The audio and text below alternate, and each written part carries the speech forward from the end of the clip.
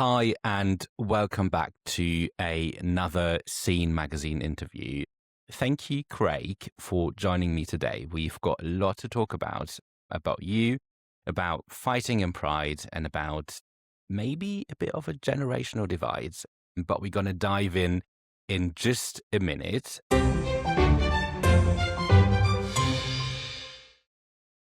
I let you introduce yourself just for our listeners and readers to get a sense of who you are and why you're here today. Gosh, well, it's really great to be here. Thanks very much for inviting me along. I'm Craig. I've lived in Brighton for about 25 years. I came here, like many people, because it's a fabulous place to be LGBTQ+. But I also came here because I was running away from something. And the thing that I was running away from was the armed forces gay ban. And to put that in context, when I moved here in 97, if the military police had caught me as a gay man serving in the armed forces, I could have been sent to civilian prison to serve a sentence just for being gay. So Brighton was a place where my now husband and I felt that we could hide, and we came to this wonderful city and have loved living here ever since. Fantastic. And can you tell me about the moment you decided to join the Royal Navy and what service meant to you personally? I don't think I ever didn't want to join the Royal Navy. I had an uncle that served in the Royal Navy just after the Second World War, mostly in Sri Lanka. And he was so revered in our family, and he used to have stories of ships and the sea and doing amazing things. And it really sparked my imagination. So I went for my first Admiralty Interview Board, which is the big interview to become an officer, in the late 1980s. I was still at school. And at the end of this 3-day assessment, the Commodore of the board said, "Mr. Jones, we don't think you'll make a Royal Naval officer now or at any time in the future." I thought, oh dear, I didn't quite get that right. But it really galvanized in me the fact that I was going to join one way or another.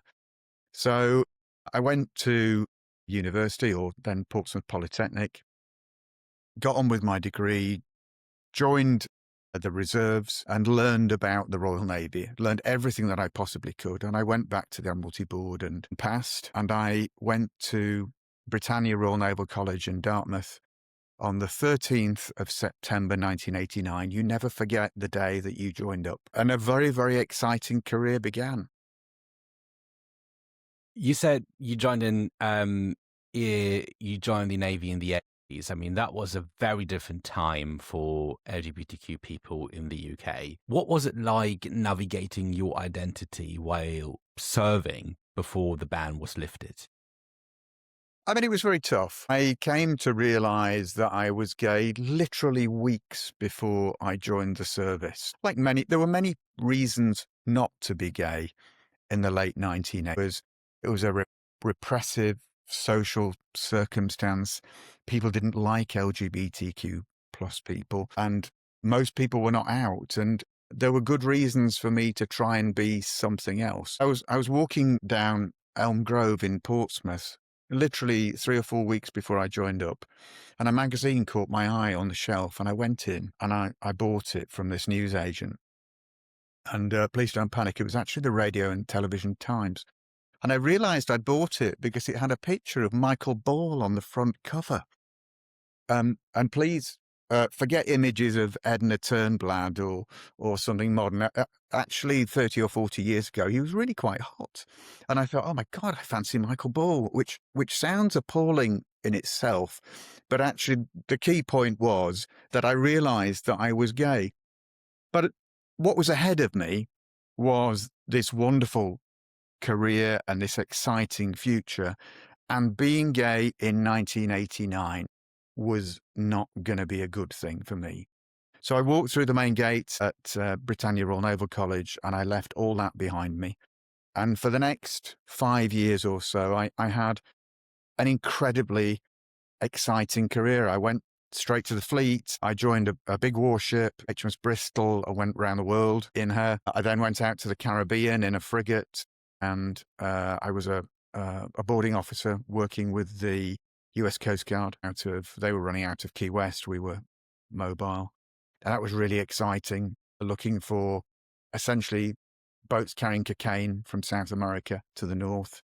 And then I trained as a helicopter fast rope insertion officer, working in the Gulf, clearing vessels coming out of the Northern Arabian Gulf and the Shatt el Arab waterway, checking for bombs and guns. This is just after the first Gulf War. And it was all really exciting.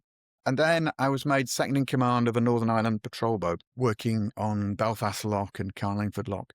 This was during the Troubles, the most difficult part of, well, not perhaps the most difficult part of Northern Ireland's history, but a really tough time when people were sick and tired of the prejudice and the difficulties. And I learned a lot in Northern Ireland about how people can change and how something which is truly awful can be turned around and how hope can be created. And it was a really important moment for me. I'd also, towards the end of my time there, it had been hard work. I'd worked almost every day for 2 years, and I began to realize that I needed to find myself and I needed to recognize the fact that I was gay and I needed to take some risk. So towards the end of my time in Northern Ireland, I flew for a weekend's leave in Exeter, and I walked into my first gay bar and sat at the bar, and with the efficiency you'd expect from a Royal Naval officer, turned around and said hello to the person next to me, who would later become my husband of the last 31 years. So that's efficiency in dating. You can forget your grinder and gaydar. I think I really nailed it. Absolutely. I mean, this sounds almost like a Disney Cinderella story. Well, That's great. it is a bit, really, isn't it? But I mean, I suppose on that day, as happens when you meet your first partner, life went from monochrome to technicolor, and it was incredibly exciting, but it was also really, really frightening, because from that day, I could have been arrested simply for going out on a date. And, you didn't actually have to do anything that they considered to be wrong. That was what they felt was wrong. Just admitting to yourself, for example, that you were homosexual was totally unacceptable to the armed forces. Left me with a really frightening 5 years of looking around corners and waiting for the day that the Royal Military Police would knock on our door. And those were tough years, really tough. Craig, I mean, what you describe, I can't really wrap my head around. I mean, I know of the hostile environment people faced back then, but obviously I was born in 1993, so when I grew up, by the time I was sort of consciously dealing with my sexuality, it was a very different environment, although not perfect. I still felt watched. Holding my first boyfriend's hand in public, that was still a thing, and it still didn't feel normal. You know what I mean? But obviously, that's a far cry from what you have experienced. So you already talked about the risks, and what I find remarkable is on the day the ban was lifted, you decided to come out. I'd like to probably delve into what that meant for you on an emotional level. Yeah, of course. I mean, I think there was no option for me but to come out. The gay ban was an abhorrent policy, which was against the grain of the values of the armed forces. What's expected of me in this case as a lieutenant commander when the ban was lifted, what's expected of me as a lieutenant commander was integrity and honesty and courage sometimes in the most difficult of circumstances. Wars and contingency operations put you in harm's way and put you in a position of responsibility. And to not be out, to not be honest, to be lying to people was the reason that those 5 years waiting for the ban to be lifted were difficult. What would come after that was pretty awful, but in some ways easier for me, because I was able to turn around to people and say, well, I'm gay and I don't care. So when I saw the signals like a telegram that lifted the ban, I felt a huge sense of relief. But I also knew that I was about to walk a very, very difficult pathway. And I told my ship's company almost as soon as I saw that signal, and people were staggered. They were disappointed that the ban was being lifted, or most people were, but also they found it difficult to comprehend that somebody was going to come out. And in fact, I remember a comedy conversation in the officers' mess, literally a few hours before I came out, in which people were saying, "Well, there's nobody in our ship," and but it was, it was really tough. And there were 550 men and women in the ship in which I was serving. And the news that I was gay got round the ship in about half an hour to Mm. everybody, and then to the rest of the fleet about 3 hours later. But it was tough. I felt for the months and in fact years that followed as though there was a bit of a spotlight on my head. But I was absolutely determined that the values of the armed forces would be extended to those in the armed forces family who were LGBTQ plus, and that because they were still people who we expected to do all these difficult things that we expect of people in the armed forces, but we expected them to do it with no support. Whenever I went to operations overseas, there would be no support for my husband in the years before the ban. If I'd um, paid the ultimate price, then the armed forces would have gone and given condolences to my mother, which, is in some respects okay, but my husband would have been on his own. And you have to, these are serious subjects, but ultimately those were my concerns at the time. I was serving at times in Northern Ireland and in the Gulf, and that brings with it some dangers. So that's why in some respects it was a relief. But it would take years for the ice to thaw on how people believed about LGBTQ plus people. And the best that I could do in those years was to be visible. So I went to my first officers' mess dinner 14 days with Adam, my husband, 14 days after the ban was lifted. It was Burns night.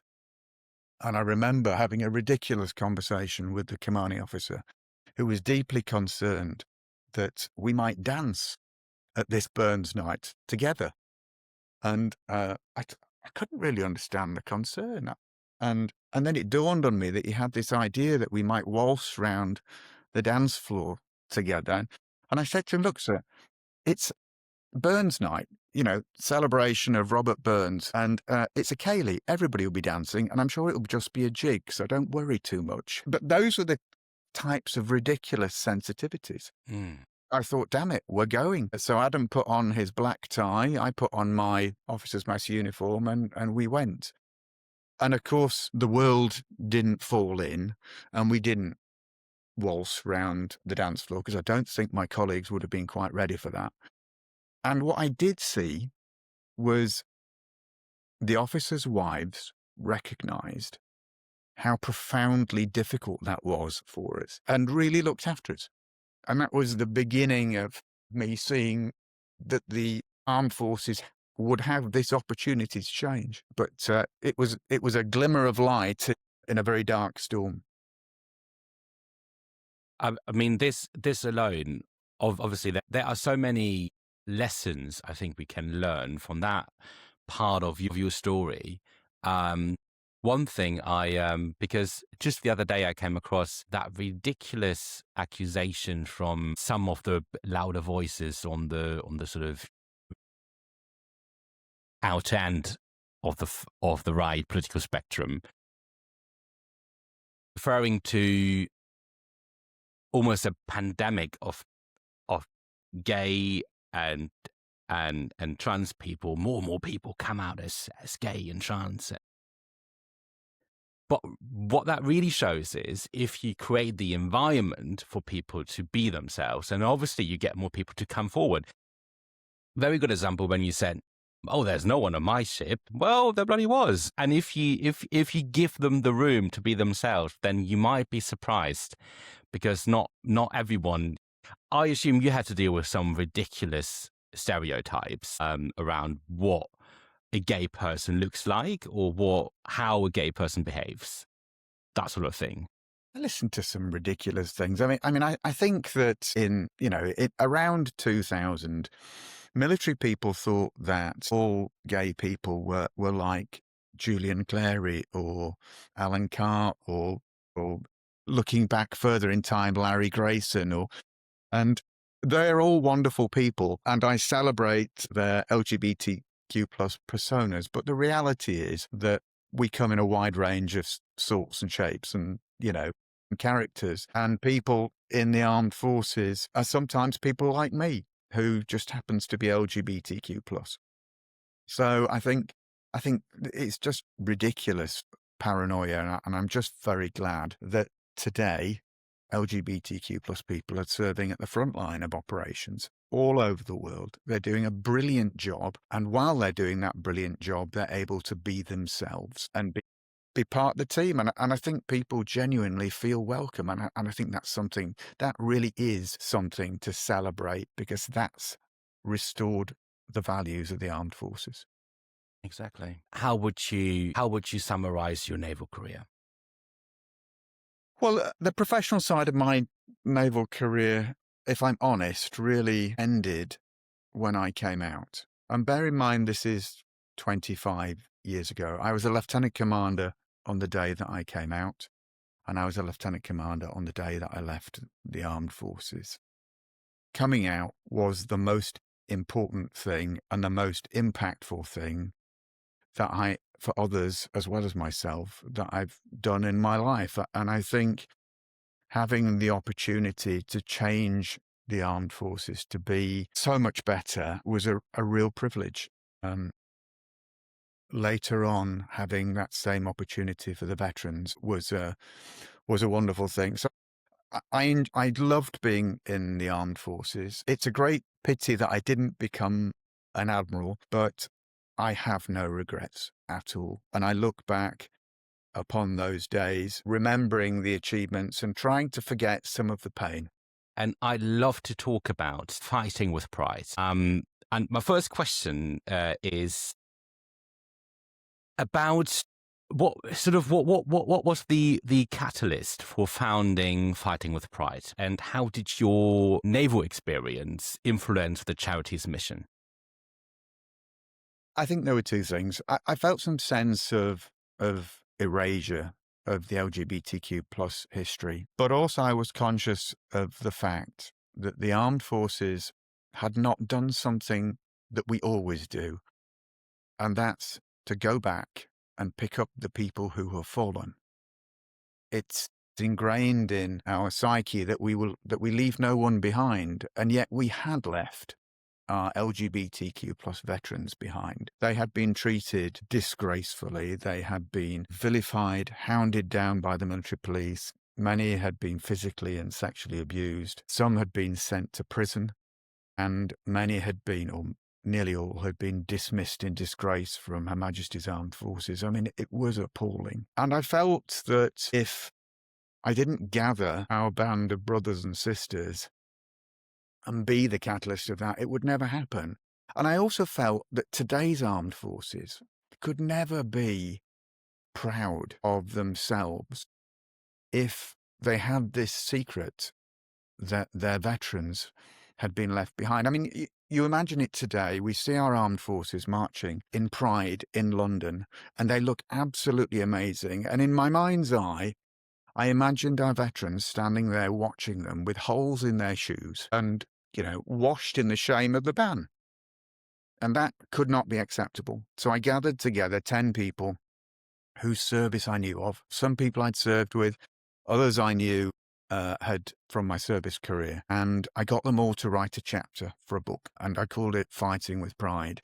And we launched it on the 20th anniversary of the lifting of the ban. But having brought this anthology book together, we were so angry about the lack of resolution that we formed Fighting with Pride in a charity to seek restorative justice for the thousands of people who had been treated in this way.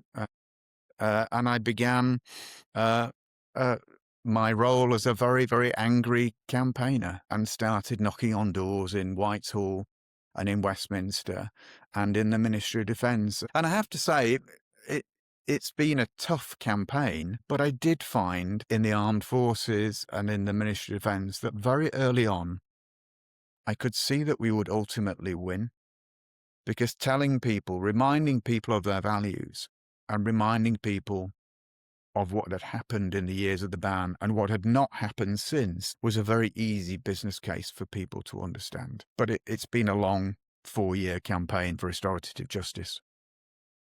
Absolutely. Goodness. And I'd like to come back to the anthology you touched on. I mean, that brought many sort of personal stories to light. And I'd like to probably ask about, how do you think do individual stories help shift public and political perspectives? Well, it's very easy for people of my generation to think that everybody understands what the gay ban was and that everybody has a knowledge of it and an understanding and perhaps an empathy. But the reality is that lots of people don't. For lots of the population, the armed forces is something they just see on the TV, where people are marching up and down in fancy uniforms. And for younger people, when I tell people that you could have been sent to prison for 6 months in the 1990s for being gay, people are staggered.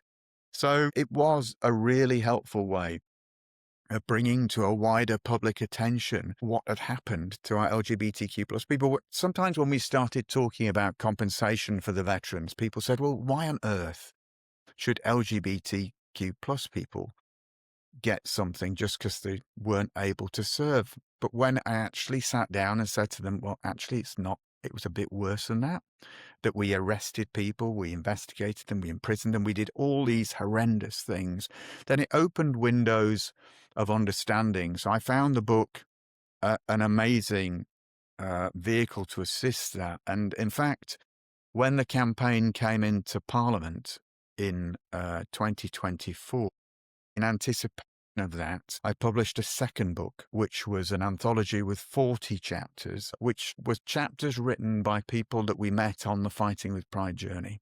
And some of those stories were horrendous, absolutely awful. And a number of members of Parliament, including our Brighton member for Pavilion, stood up in Parliament and read some of the second book, which is Serving with Pride. And that was incredibly helpful in terms of getting people to really understand how bad it was. And I'm very pleased to say that the two books together and the campaign really, really pushed the government over the line. I mean, this is such a great way of rounding up your naval career and really try to change things because you experienced them firsthand. I think you've now announced to step back from your trustee role. What legacy do you feel you've left, and what do you hope comes next for the charity? Well, the campaign was amazing in that it achieved resolution, and it achieved a resolution for literally thousands of LGBTQ plus veterans. And if there's a legacy from that work, I think for me, it's the fact that at the individual level, those veterans have been washed of the shame that they have felt for decades as people dismissed in disgrace. They have received letters of apology from the Prime Minister and from the heads of the armed forces. The medals that were ripped from their uniform have been restored to them. And I'm talking about operational service medals. So, for example, for people that served in the Gulf War or in Northern Ireland or in the Falklands War. Those medals are important to people who have served in battle. And they have been welcomed back into the armed forces by their units, and they've received compensation. And the compensation is not life-changing. The maximum compensation received is £70,000. And when you think about all that they lost, that's not a lot of money. But what it is, it's an amount that restores a sense of justice. And that sense of justice was very, very important for people who have protected our justice and our freedom around the world. So if there's a legacy from this work, then for me, and actually all the incredible people in Fighting with Pride and in the community who supported this campaign, not least my comrade in arms, Caroline Page. It's the fact that these folks who were once lost have now been found. Your part of your campaign was to get these schemes off the ground, to really give back the respect people should have had in the first place. Is there more to do? There's a huge amount to do. What we have done so far is opened the door and let LGBTQ plus veterans walk through it. Yes, they've had their apologies. Yes, they've got their compensation, but or they're receiving it over the next 12 months. But the impact of the ban has affected their whole lives, and it will continue to affect their whole lives. These individuals experienced wrecked careers. They were estranged from their families and friends. They have housing issues. They have health issues. They have experienced social isolation. Lots of folks have experienced anxiety caused by the investigations, and those things will go on for their whole life. So what we want to see now as members of this community, and what Fighting with Pride will wish to see, and the many other brilliant veterans organisations that are now supporting this community, is they'll want to see people supported through their whole lives to make sure that their problems with accommodation and finances and health and housing and all those things are resolved, and they're supported in the same way that the UK would wish all veterans to be supported. About rights. It's not about LGBTQ plus people being treated uniquely, specially. It's about leveling things up. It's about equality. You worked with veterans from earlier generations and activists across our community. Do you see differences in how younger LGBTQ people relate to institutions like the military and police? I think there's a lot to learn. And I think the military and the police are, I hope, more closely aligned to younger people these days. I hope that there are less barriers. I'm working very closely at the moment with Lord Paddock, who is the chair of the Financial Recognition Scheme. And Lord Paddock and I, in some respects, have had quite similar backgrounds in that he experienced the homophobia which was endemic in the Metropolitan Police through the same years that I was in the armed forces, and that would have created a barrier between young people and those organisations. And I hope young people see that those organisations are today there for them as employers and also there to protect them. But my concern for young people is that things have improved, but I worry that people don't realise how easy things can go backwards. And so, for example, that the wind change for our lovely trans community over the last 2 or 3 years has been a great worry to me, because I know what it was like in the past, and we must not go backwards.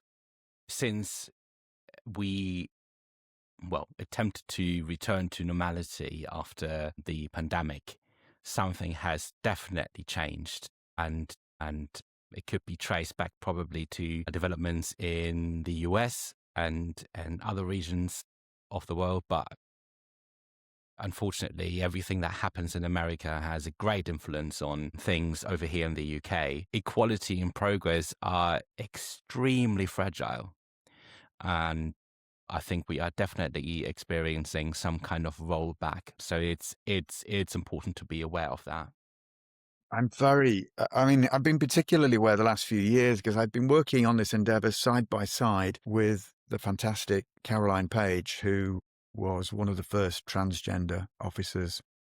In fact, the first transgender officer in the armed forces. And she is an immensely talented woman. But I have watched, by standing by her side over these last few years, the erasure of equality, and it's a dreadful thing to see. What would you say to those who feel that serving the state, especially in roles like the military or police, is inherently at odds with community liberation?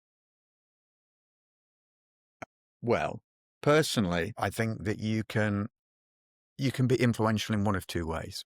You can be influential by being on the outside and being either an activist or being a protagonist of change.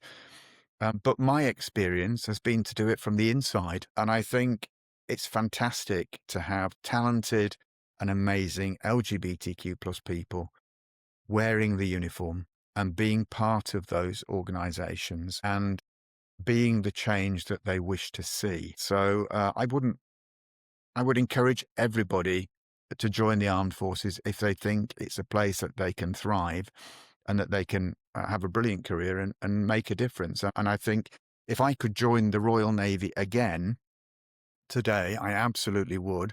But unfortunately, I don't think they accept me on the grounds of age, which I'm sure is some form of prejudice. And if anybody can change that, then I'll be straight back in uniform. You affected change from the inside. I think that's fair to say. Are there any other ways you are currently thinking of how you could pass on your knowledge? Because affecting change from the inside is incredibly difficult. You have to obviously balance the existing framework you have to operate in, rules, legislation, etc. But at the same time, you try to find a way forward. And unfortunately, most people who try to affect change from the inside are not in roles of ultimate authority, like leading an organization. So mostly you are within an organization of many, many people. Is there like a Craig Jones blueprint we can expect in the next 3 years?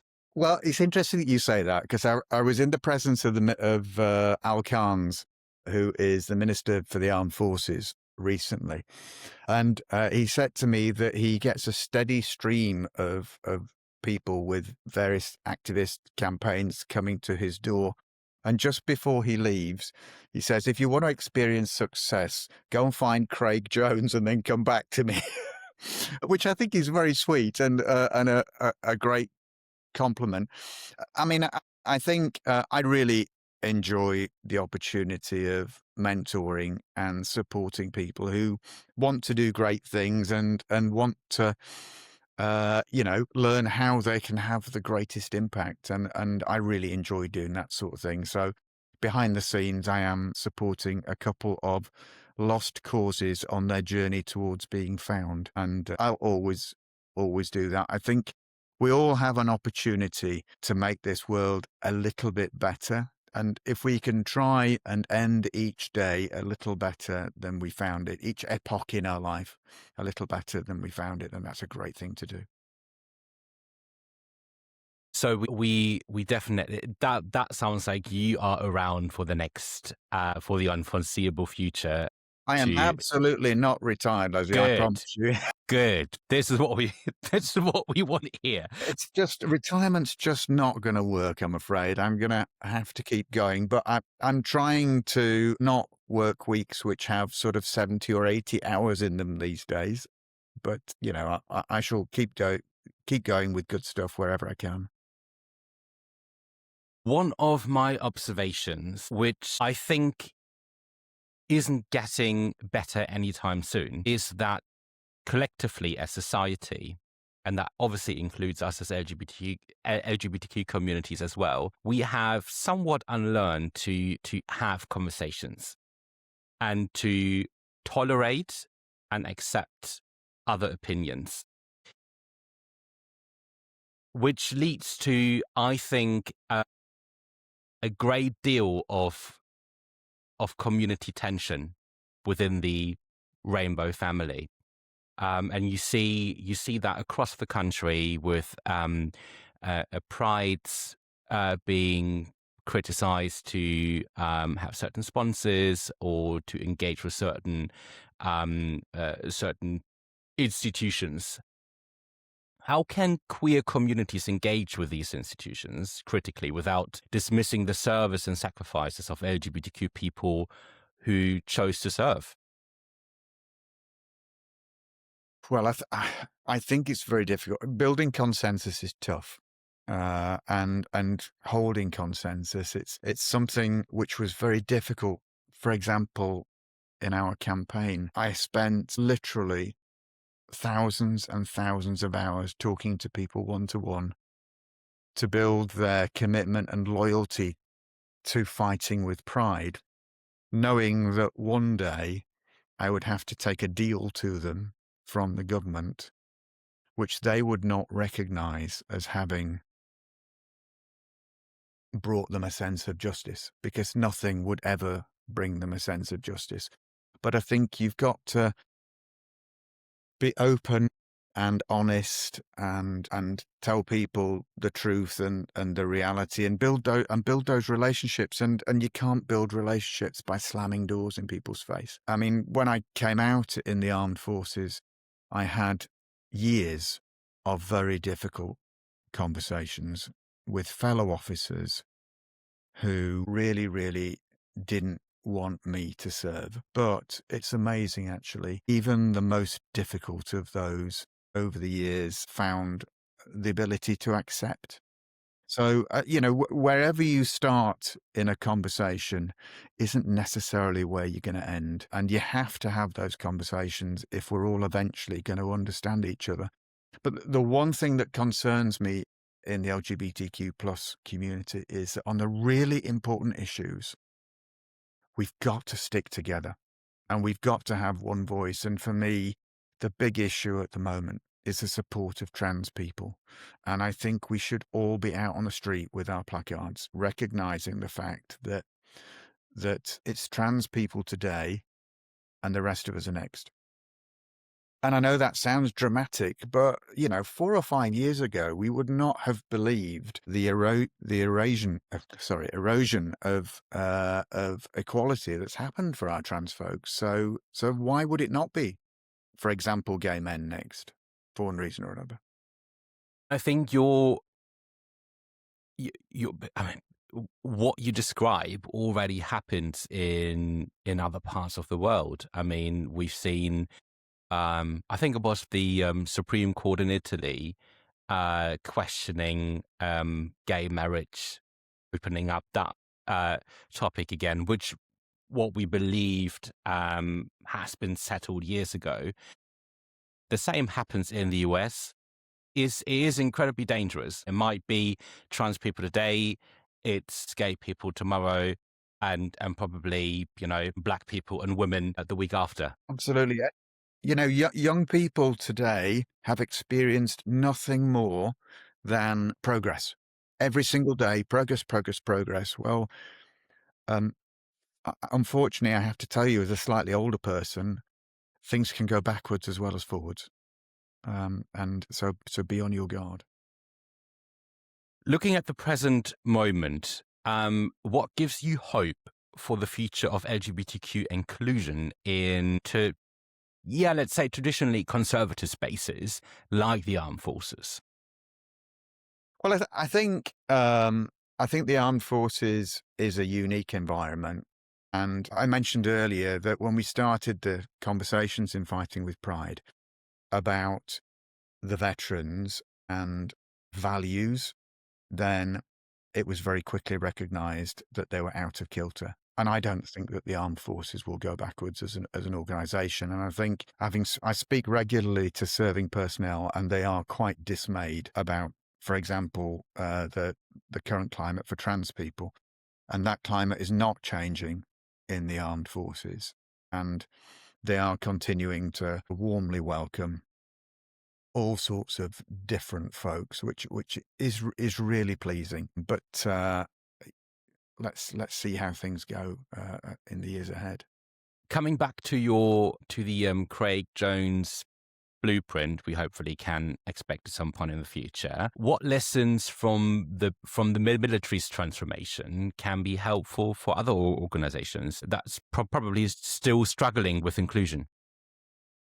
Well, I think you have to look at your organizational values, and whatever you do, people want their organization to be the most efficient and to achieve the most and to reach the most people or to sell the most goods or whatever you do. And I think you're not going to achieve that unless you're recruiting from the broadest range of talent and if you're not enabling that talent to do their job well, and if you create an atmosphere in which uh, people feel intimidated, or if they can't bring their whole self to work, then that really is foolish. Or, for example, if you're a commercial organization and you're excluding part of the population who you want to be your clients or your customers, if you're excluding them because your messaging isn't quite right. So I think we just need to keep working really, really hard to make sure that everybody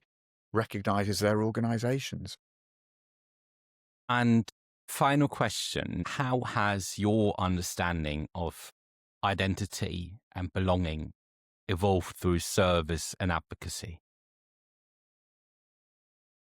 I think I learned my first lesson about identity in Northern Ireland, and I can think of no more profound example of the damage done by prejudice um, than the communities that I worked in the mid 1990s, and I think that echoed in the armed forces. I think we need to continue to be aware of our own history, and we need to remember that the world can be so much better if we continue to work to equality, to include people, to make people feel valued and welcomed. And that's a responsibility for every single one of us. Everybody can be part of that incredible endeavor. And organizations are so much better when people feel able to be themselves. Thank you so much for your time, Craig. That has been absolutely fantastic and insightful. And Leslie, just before we finish, can I yes, just put a little advertisement out to please do. anybody who's listening to this, who is an LGBTQ plus veteran and who served after 1967 and until 2000, or in any part of that period, in that you may be eligible for reparations, whether that be an apology letter or your medals returned, or whether it may be compensation. The compensation is not just there for people who were dismissed from the armed forces. It's for anybody who was LGBTQ plus and served in the armed forces in those years. And please, please step forward. Google financial recognition scheme, or step forward to Fighting with Pride, or the Royal British Legion, or SAFA, or Help for Heroes, or any of the military charities, and they will signpost you to people who can help. But please do step forward. The scheme will close in 12 months' time in December 2026, and up to £70,000 is available for people who are eligible. So please step forward. And we are going to link as many resources as possible in the description box below. And Brilliant. thank you for mentioning that again, because it is important that people access it. And Craig, this has been fantastic. Thank you so much for your time. And it is, I'm putting it out there now because I've done a horrible job at pretending, we're not just entering the Christmas period. So I failed. I wish you a happy Christmas and a happy New Year. Exactly. Jingle bells. Yeah. Jingle Thank you. bells. It's been lovely meeting you, Leslie. Thank you.